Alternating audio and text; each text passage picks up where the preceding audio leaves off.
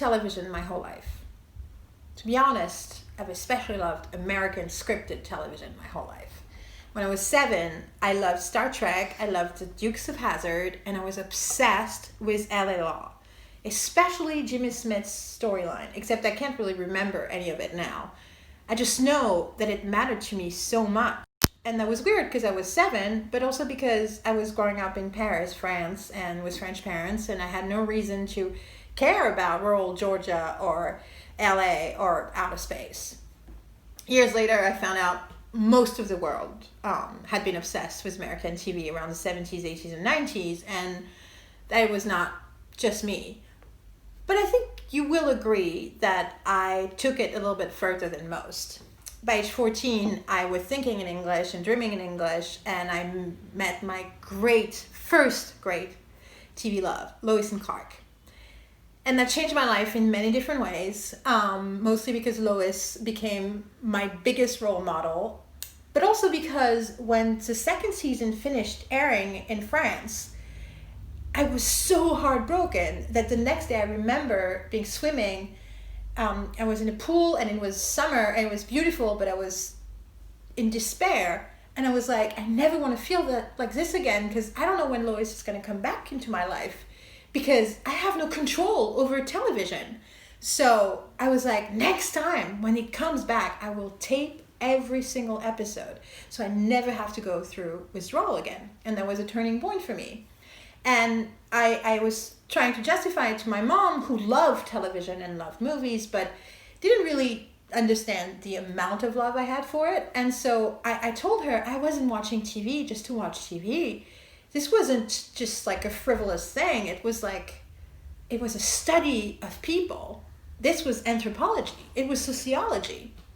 And so when I started taping the episodes, she wrote down on the side of every tape, études anthropologiques et sociologiques. Tape 1, tape 2, tape 3. I said it at the time kind of as a joke. I didn't know how prophetic that would turn out to be for me.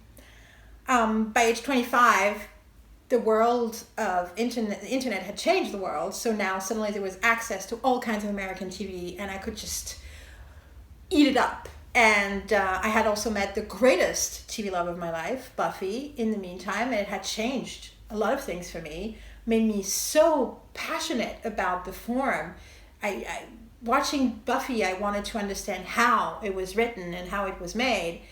And this obsession of TV for me became such a big thing that I kind of wanted to transcend the fandom and to make it something that would make sense and sort of make my intensity worthy. And so I decided to make it a mission, which would be I was going to figure out why TV mattered so much to me, why I cared so much. I was going to figure out how humans made such a crazy thing, an intricate and complex thing as a television show, well, a great television show. And I was maybe going to figure out how maybe I might be able to make one day. What about me? Or, my world. And so I started accumulating knowledge and experiences and talking to people and listening to things and reading things and watching copious amounts of television, great television, mediocre television, shows I loved, shows I hated, but everybody else loved, shows I thought were great, but nobody understood, followed writers, did everything I could. And today, I'm 40, and I feel like I'm at the point where I've accumulated so much knowledge that I don't want to just be using it every time someone looks at me funny because I start talking about TV in a way that freaks them out.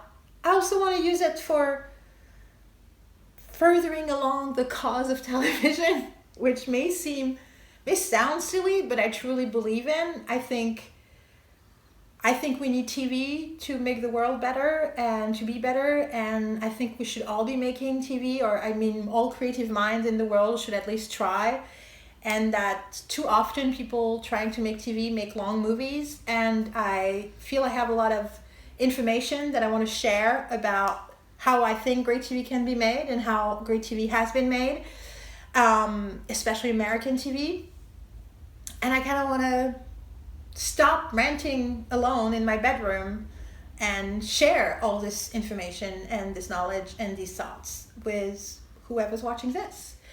So I'm going to do that in videos, and I thought it'd be fair to tell you a little bit about myself first, but now I want to tell you a little bit about my intentions, which is, I feel, to clarify what I want to be talking about in videos like this one. I feel I need to tell you why I think TV matters so much, because I did figure it out a little bit, to me and to the world. I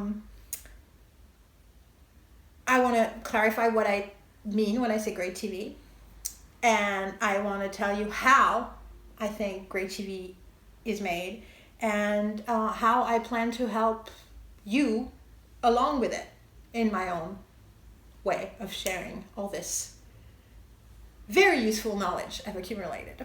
So I'm going to start with my first point, which is why. Why does TV matter so much? Why do I think especially serialized fiction in television form matters so much? The short answer is empathy. I believe empathy is a missing link to solve every single problem, because, well, not just empathy, really, empathy and its descendant, which is compassion. And I believe empathy and compassion are what's between ignorance and understanding. And I believe that when you start caring about anything or anyone, then we will figure out how to understand. And so I truly believe that it's just that easy. We need empathy.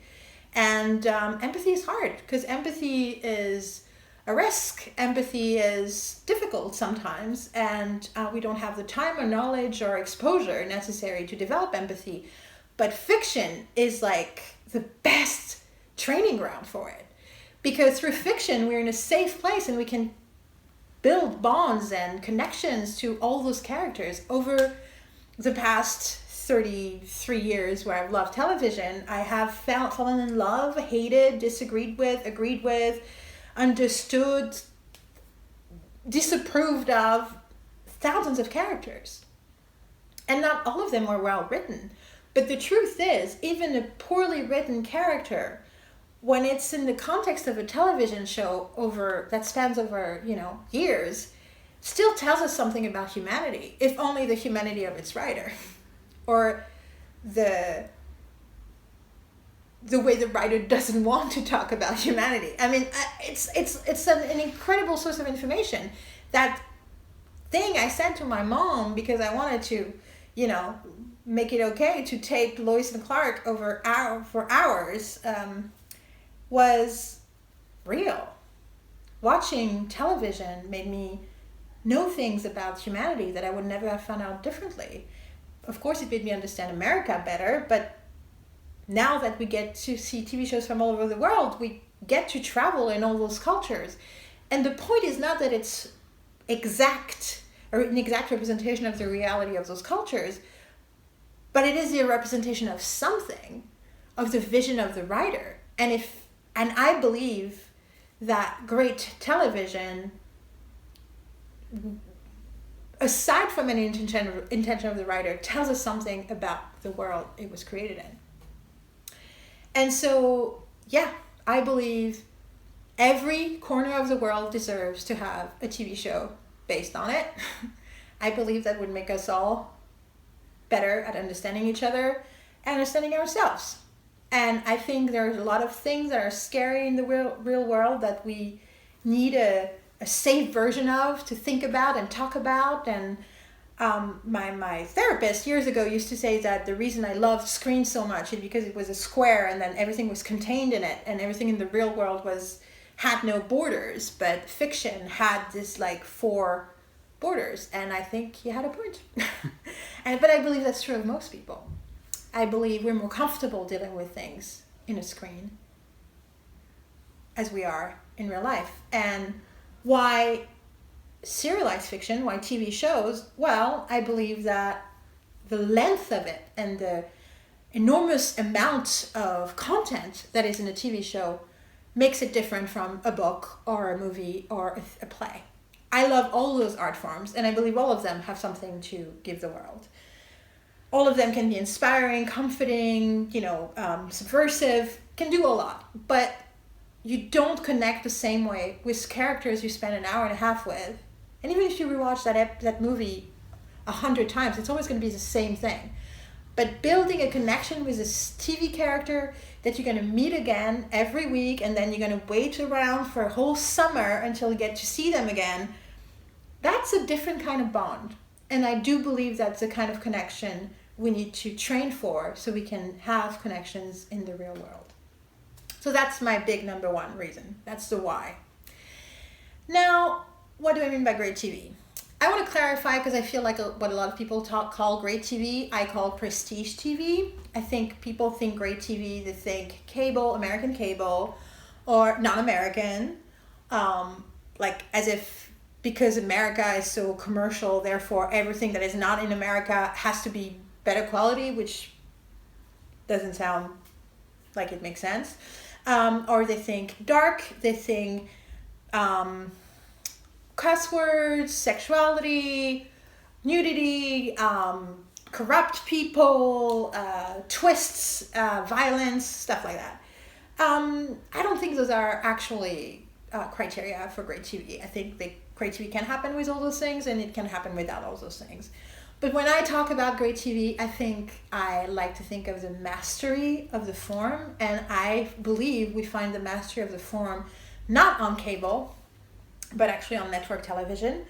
I believe that Americans are especially good at it because it is creating a wonderful piece of art with the constraints of it being entertaining and structured and also positive in some way, because you don't want to turn off normal viewers.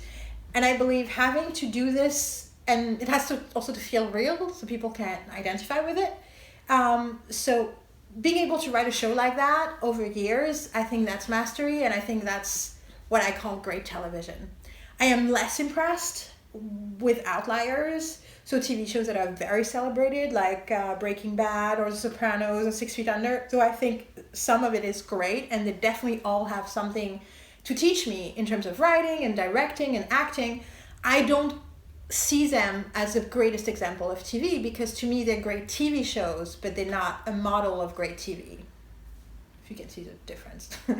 So in order to properly contextualize my first 2 points, I want to give you sort of a list, and I'm going to try not to get into detail and not talk about every TV show. I'm just going to tell you the titles and trust you that you won't misjudge me on them because you have some preconceived notion about some of these titles. Those are 10 shows that I think are great, but also have had a huge impact on my life. So they definitely fall into the category of great TV. I'm going to give them in chronological order from the 90s to today, and try not to rank or give you any more. And probably there are going to be future videos about each of them so I can get into detail. So Lois and Clark, of course, revolutionary portrayal of a female protagonist, funny. Okay, The Nanny, hilariously funny to this day. Also, a lot of heart, very smart, fascinating portrayal of Jewish subculture, which I feel very close to.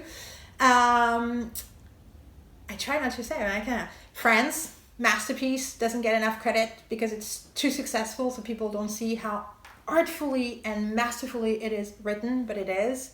It's a piece of, it's like a clock, a really complex clock. Buffy's a Vampire Slayer and its spin-off Angel, count it as one because it's easier to count it that way. Changed my life, greatest TV show ever written. Can talk about it for hours, will do at some point.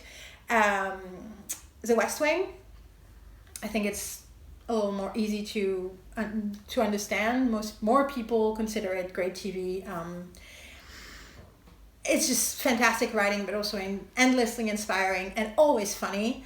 Chorus Folk, the American version, it's, one of the few shows that actually spend time inside the gay community without actually using it as an excuse to talk about something, either too dramatic or too funny. It's just nice to watch a show that is immersed in that community, especially for the time. I feel I still miss it because there's nothing like it. And the writing is beautiful.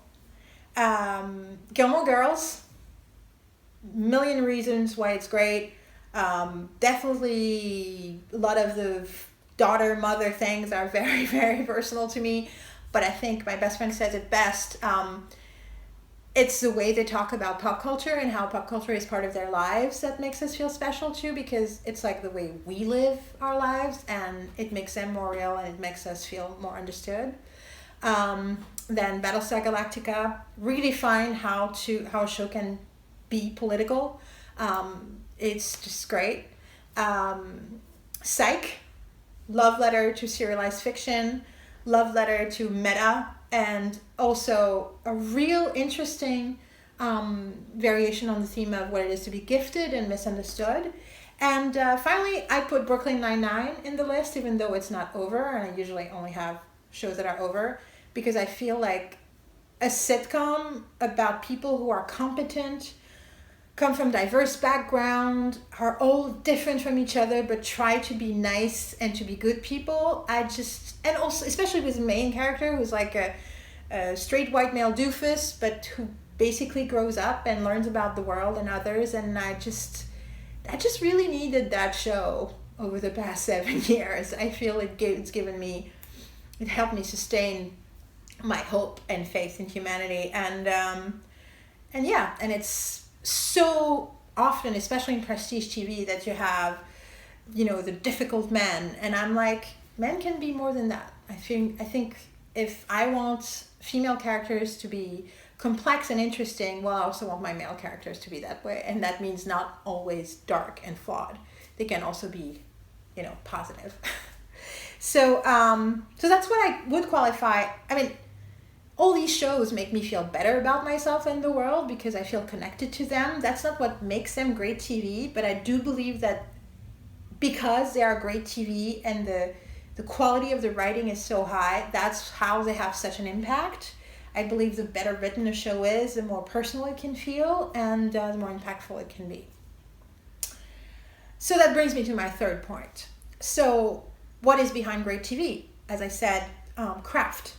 And I want to talk a little bit about the craft. I think that the reason American TV shows are on average better written than most, and they can produce so many, is because the TV industry works a certain way and has forced them to pass on the craft really quickly from one generation to writer to the next. That basically, when you become, it used to be this way, when you become a TV writer in Hollywood, you basically got a job and then learn from the veteran TV writers around you. And I think we're missing a lot of that, of those traditions, especially in France. We don't really know how to pass on knowledge. We create rules and books, but we don't really know how to mentor.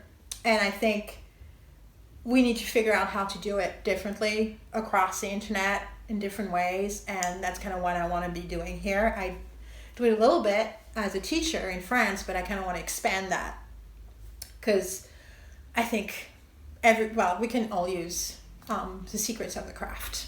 And so I believe craft starts with understanding what a TV show is. I feel a lot of the misunderstanding I was talking about earlier between great TV and prestige TV is that we tend to think of television as cinema's poor cousin, and how it's just a less qualitative version of film. And I believe it's nobody's poor cousin, but it's definitely the cousin of literature. I think great TV strives to go in the areas of literature, not cinema, though the directing is important and the visual aesthetic is important. I feel there's a big misunderstanding that people think TV started getting great a few years ago because suddenly they had some real budget and some real directors, and I don't believe that's true. And sometimes I feel people can be blinded by the prettiness of a show and not really see that it's hollow, and then get disappointed by season 2 and they don't understand why, maybe there should only be one season. But no, it just needs to be better written. I'm not throwing any shade to anybody specific because I don't want to, but I'm sure you know what I mean. So I am lost. So to go back to the craft, so we need to understand television as an art in itself and a specific craft. And a great TV show is not something that could have been a movie or a book or anything else. A great TV show has building blocks that are inherent to its form. And I want to get into details in further videos about this, but I think those building blocks are linked to the way it is made, which means the industry, which means the history. And that's my fourth point.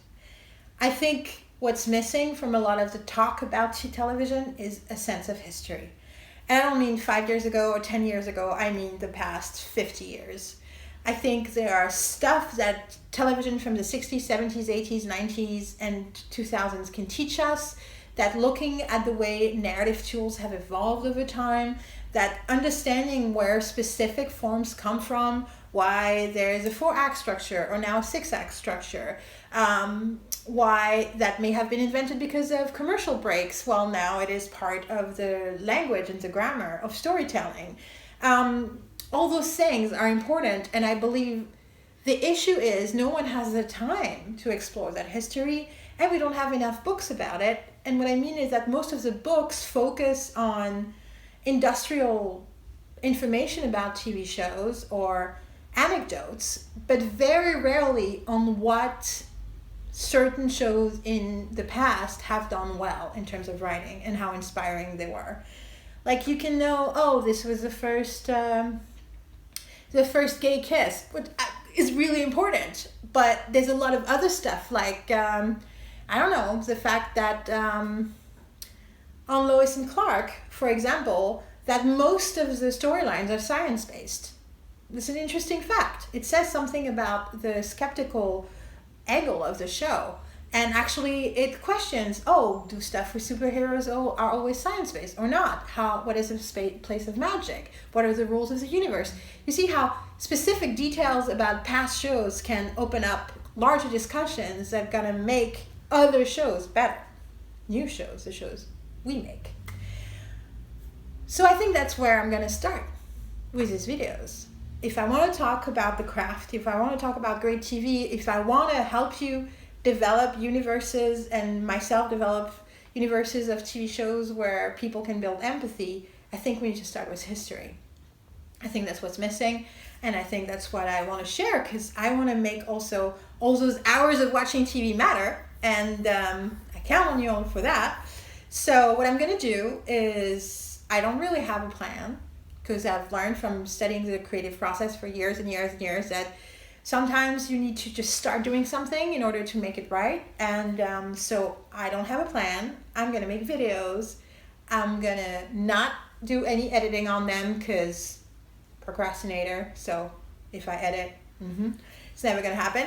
And I'm going to be following whatever I'm thinking about, like old shows I'm watching, subject matters that I find important. Sometimes go back to the basics and talk about the theories I've built, myself teaching and trying to pass on some of my TV love and knowledge. And sometimes maybe responding to whatever you guys have to say. Hopefully someone's watching.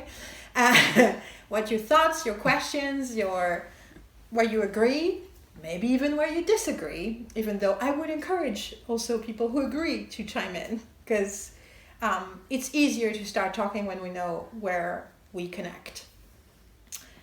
So yeah, I believe TV can change the world. I believe we need to make great TV. I have a lot of information about that and I want to share it.